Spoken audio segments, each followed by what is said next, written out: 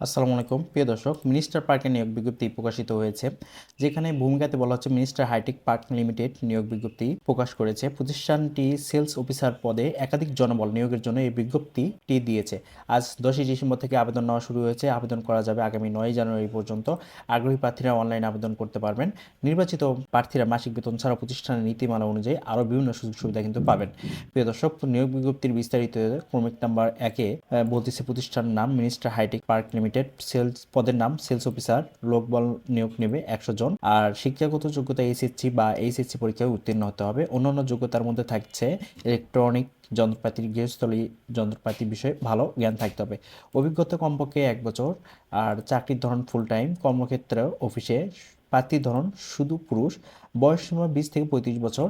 কর্মস্থল হবে দেশের যে কোনো স্থানে।